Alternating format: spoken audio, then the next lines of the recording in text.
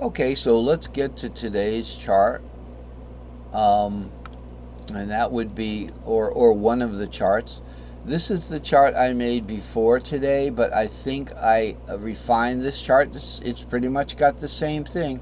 Here's all your string shapes, and here's your string shapes that are, you know, have this is all of them. It has the string shapes right with it.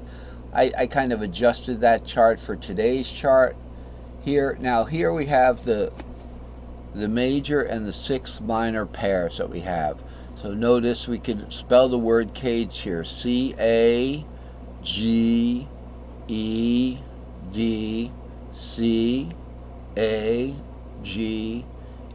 So it's easy. Now why is it easy? It's easy because those letters are right next to one another.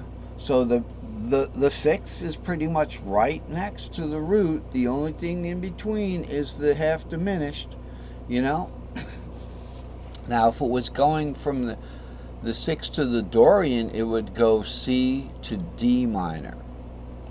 Okay, six to the Phrygian would be, C to E minor. All right, that kind of thing. So we're looking at roots and sixths here, and the reason why I did that because I wanted to play something. All right, we got our setup over here, our rather long fretboard. Okay, it's longer than a classical guitar's fretboard. There, all right. You might get up to the A here, and remember one thing about this little old diagram down here. Okay, it's in fifths. So we're not showing every other letter in the caged word. So look at this. C, G, D, A, E. Look at these circles here. C, G, D, A, E. But there's these shapes that are in white here that are in between. Now what I've done in this drawing is I've included those shapes. Last, the chart before, last chart I was going to say, I've included those shapes, all of them. So look, we've got everything. C-A-G-E-D, C-A-G-E-D. Okay?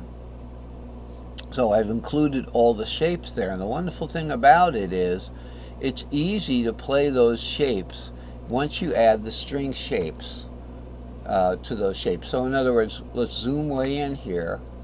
Now on the bottom string I've got the same thing. We've got the E shape and it goes to the D minor, which is one step below. So this is the sixth of D minor. In the E shape, the sixth of E minor is a D minor shape. The sixth of D major is a C minor shape. So I've got that going on the bottom because remember the bottom string is the cage shape definition. And it's also the string shape definition. So the E cage, which is right here, let's say, in my guitar I have an E cage on the fret nut, so the fret nut would be right here. Okay, actually the fret nut would be right here. I add these for clarity. The fret nut would be right here, so the open string would be the E. The low string becomes the E shape, the string shape, all right? And so therefore the sixth of that E would be this little D here, so I brought that out here. Now let's look at this. Let's look at this. So in our situation, we're going to be looking at the C right here. So I'm going to put the capo on, and this is pretty much the crux of what's going on here. So we have the C shape here, 3, 4, 5. And then the G shape here, 6, 7 root. Root is C here. The D shape, 2, 3, 4. Are you getting this, Cody? I always try to explain this to him. Without a guitar, it's not easy.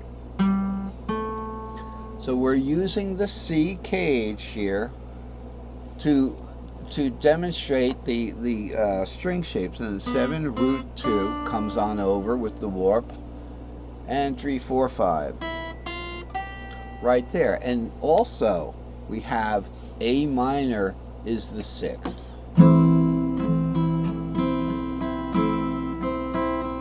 So if you wanted to play a little ditty on that A minor, you just play that C-shaped pentatonic.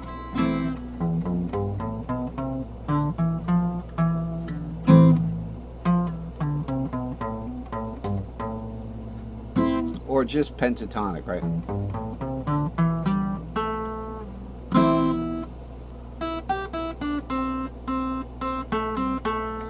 Notice I'm staying in that C-shaped pentatonic and getting some cool intervals there. That's a minor third, you know, so it has like a nice minor. That's actually on the A minor. The C would be.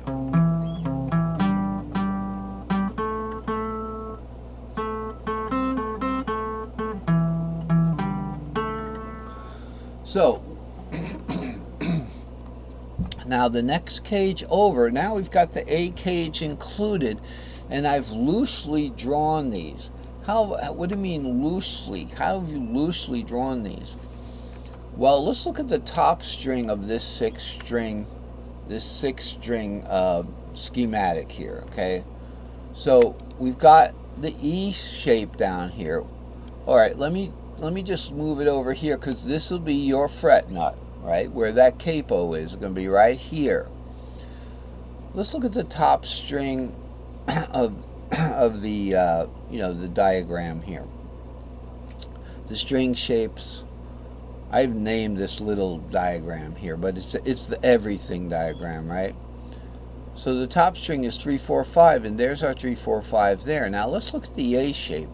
We've got caged right here, C-A-G-E-D. That's G, Andy Girardi. Then we have the 5, 6. Notice the A is kind of lined up there. It really doesn't matter.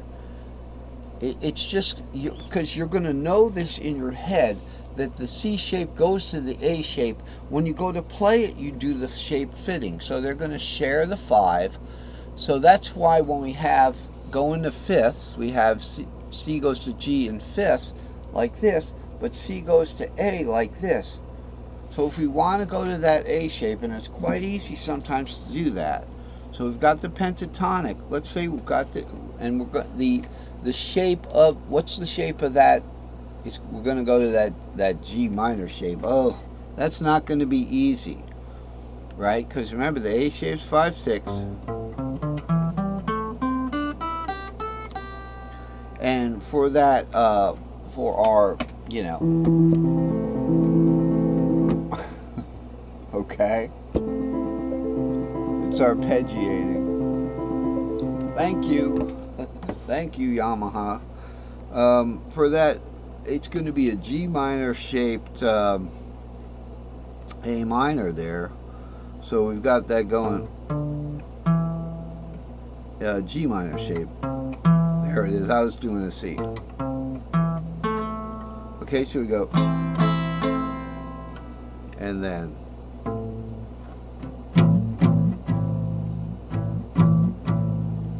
Really, we could arpeggiate it from there and go right into that A minor. Alright?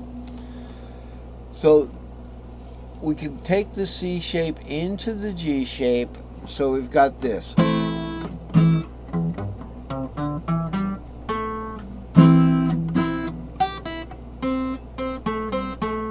Alright, then we go. Let's just use the A minor shaped A minor for the groove.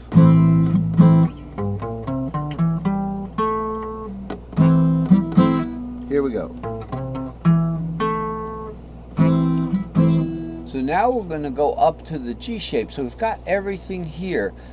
The string shapes aren't going to be that important because we're not doing the diatonic. But then we take it up to the G shape.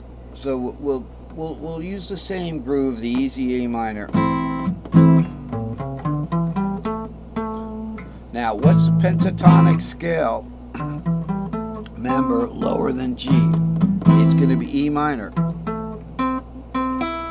There it was.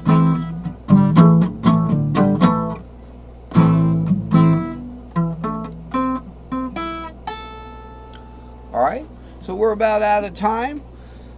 Thanks for listening. I hope you learned something today. The URL put together for my Facebook group is down below, and we'll see you next time. Good playing to you.